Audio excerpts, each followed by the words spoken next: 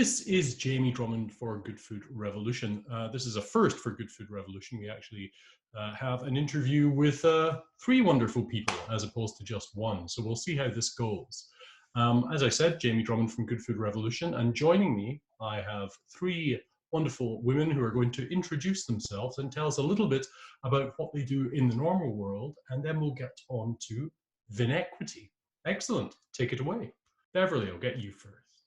Sure. I'm actually a student of wine, currently doing my certified program through Court of Master Sommeliers. So that's what I do right now. Hey, so I am a CMS Advanced Sommelier, and I have recently made the transition off the floor from where I was working pre-COVID at the Shangri-La Hotel. Yeah. And I've taken an agency position with Groupe Soleil. Oh, fantastic. Excellent. And finally. Hi. So my name is Nupur. I work as a wine agent. I work for both an import company and I work for a local winemaker as well here in Ontario. I'm also in stage 2 of the Masters of Wine program. Oh, fantastic. Excellent. I'm also a wine student, I guess. Yeah, of course. Now, if you wouldn't mind giving me a little bit of a breakdown about the inspiration behind Vinequity, because it really is quite a fascinating project. I can start, and maybe Nabila and Beverly, you can jump in. I've been working in the wine industry for about 7 years, and one of the things I've noticed, both working in the trade as well as going through different levels of WSET and now MW, is that there's always been a lack of representation from diverse communities in the wine world. And it's one of the things I felt frustrated about for a long time. And it's actually one of the things that connected Nabila and I together when we first met. I met her out when she was working on the floor, and it was this instantaneous, like, oh, there's somebody else out there that's like me, that's passionate about wine, that's dedicated their life to sort of working in this industry, is keen on learning, yet there's very little that we see with others, right? And so I think definitely the events of this year has galvanized more of us to come together, and that was sort of the inception of where Vinequity, and both Nabila and Beverly, jump in, please. Yeah, for me, I mean, Nupur reflects a lot of, the same thoughts that were going through my mind. And then for me personally, when I made the transition into wine as a secondary, as a second career, I started to scan the industry at large across North America to see if there were people who looked like me who had made it. You want some evidence and indicator that it's possible for you to make it to a high level of achievement within this industry before you make the leap in. So for me, that was looking to people like Alpana Singh in Chicago. And then, I was very fortunate to find community within the Somme community within Toronto pretty quickly and find a lot of support. But the reality is it's really hard to find each other. There are quite a few, there's a handful of BIPOC people working in wine, but we seem to kind of hang out in the corners and we don't cross paths very frequently. Right. So, building something like Vinequity with a focus on our directory, just trying to make it easier for us to come together and, have an opportunity to build community by ourselves, and all of the things that come with that, like mentorship and fellowship and studying and just commiserating as you go through this really intense process of, working into a world that has its very own specific language around it and customs and etiquettes, and also has a really challenging series of professional certifications. That support is critical. Yeah. And I can add a perspective as a student and not having a work experience in wine. So I've been studying for the past 18 months. And one of the things that I noticed is that the instructors, I didn't see an instructor of color when looking for mentorship, because sometimes wine can come off as being a really intimidated topic. And when you're looking for mentorship, it would have been easier for me to find a person of color, someone who looked like me, who can kind of when we're talking about tasting notes of the wine, as opposed to telling me it tastes like quince, which I've never had as a West Indian, like maybe break it down to something I can understand. When I connected with Nabila and I understood what Vinequity was all about, I definitely wanted to be a part of it, understanding that struggle that you can go through as a student. You mentioned North America there. Are you familiar with any similar organizations within the States and Mexico?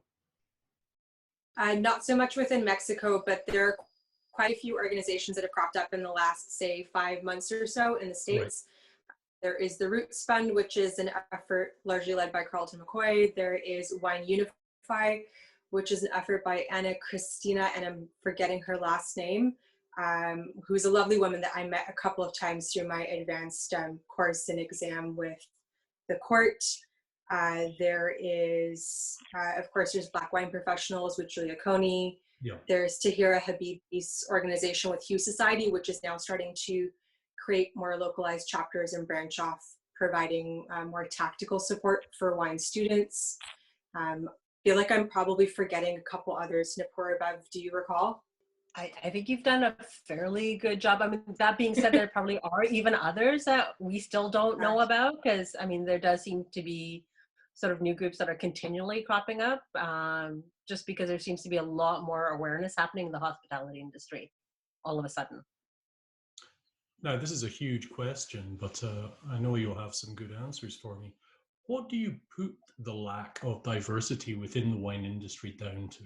I think to some extent it's just even a lack of seeing ourselves in images of wine. So if you open up any magazine for, you know, the longest time, we're not there drinking wine. I mean, I think it's a number of different factors. I mean, for me, I grew up in a household where my parents don't drink at all. So there was really no exposure to it. And I really only became exposed to wine because I love to eat and drink, and through sort of traveling quite extensively through Europe, and sort of having an initial interest. But again, there's just, in the wider community, in the wider wine world, there was just absolutely no reflection of anything outside a white audience that drank wine. And so it's hard to picture yourself working in an industry that doesn't reflect your reality at all. I think it's one of the definite things, and cultural as well, just because I didn't grow up in a household drinking wine. Yes, yeah, I understand. I mean, that's an interesting one. For sure, I think there's two parts. So for sure, what Nipur mentioned, growing up in a household where wine wasn't the traditional thing that our parents drank. Coming from the Caribbean, I think our drink of choice would have been something like rum, not necessarily wine. And then I think in the early stages, a lot's changed now. People who created wine, who are making wine, didn't make wine with the intention of someone like me drinking the wine. Therefore, the marketing wasn't directed to myself.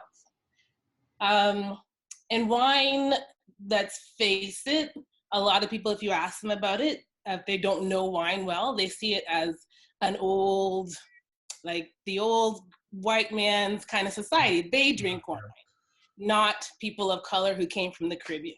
And which is false, right? We all know wine is fantastic and there's something there for everyone, and it's a beautiful story when you get into it. But I just think there's a lot of misconceptions around wine. And I don't think people have taken the time to bring it to the masses the way they should, and not make it an intimidating topic. Nabila, any thoughts to add to that? Yeah, I mean, I second all of that. And then, I mean, similar to Bev and Nipur, I grew up in a household that doesn't drink.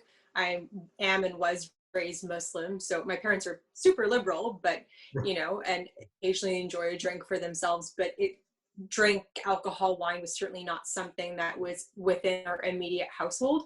But I did grow up in California, so I was exposed to wine and vineyards and all of that kind of just in my ether, you know, traveling around the state and doing weekend trips with the family.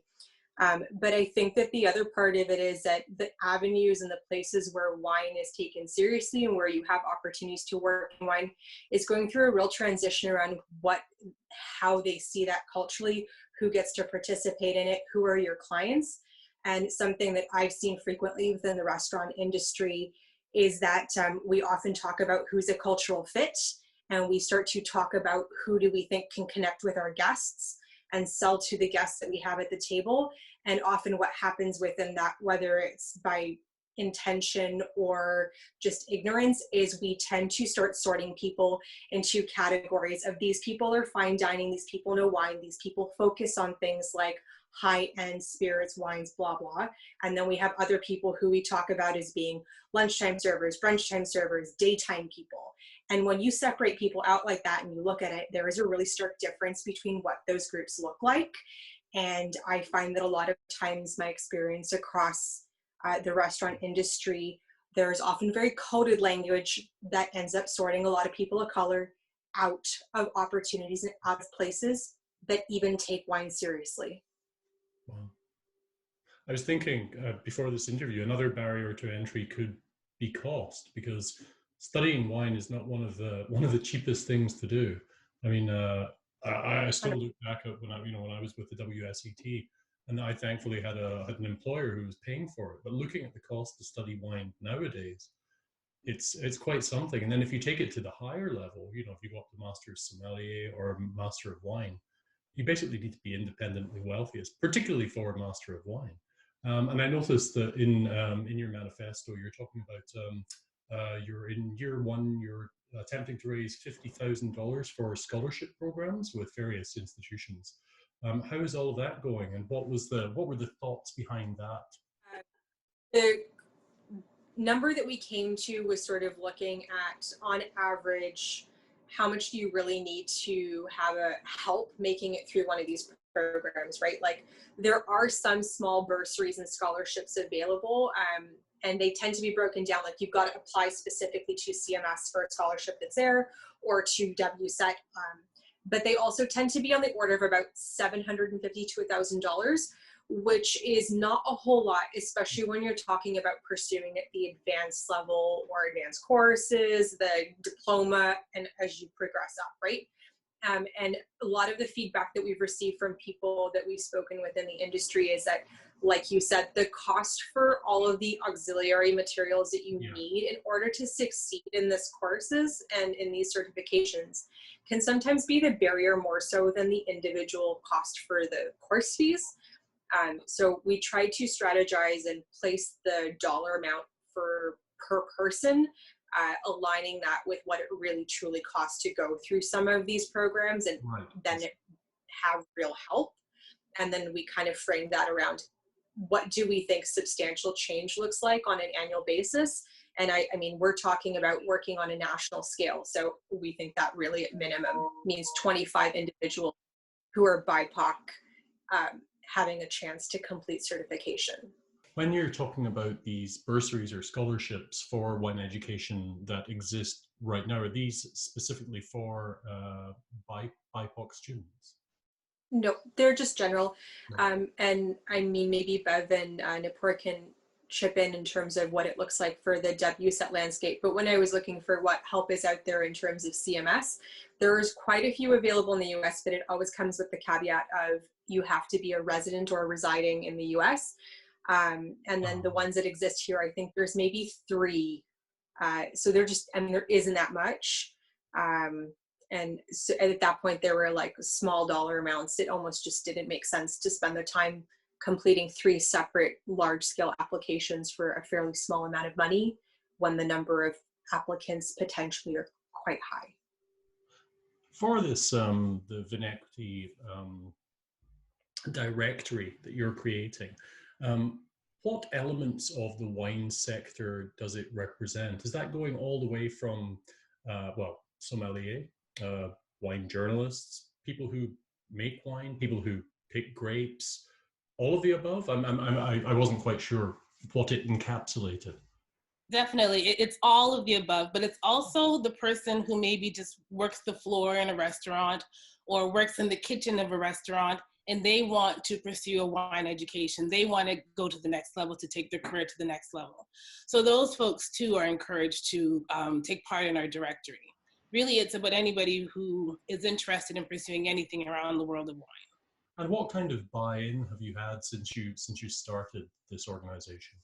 We kind of like when John had made his little post, I think around Canada Day, I had reached out and connected with him because we were very recently had kind of started up, figured out what our formal structure was going to look like. And it seemed to overlap with some of the things that they were hoping to achieve. So the conversations with them started at that point, and, you know, we've gone back and forth a lot, and we have their support around some of our fundraising goals, as well as we'll be developing and launching a mentorship program very shortly. Our goal is to have those applications open for people to apply to in 2 weeks about. And then we also have some support from IWEG as an institution. You know, we've been speaking about how we could potentially collaborate and how they could offer support. So they are our official WSET institution of preference in Ontario, at least. And then they do have some capacity as they're moving coursework online, that they have generously, any dollars, any candidates who are sent through IWEG, they're matching our funds that are given to those candidates. So that'll allow us to stretch our dollars and everyone's contributions even further, and hopefully send even more candidates through certification. That's fantastic. That's a great collaboration there. Now we're still in the middle of this ongoing pandemic. How has all of that affected you personally, professionally, and also with regards to Vinequity?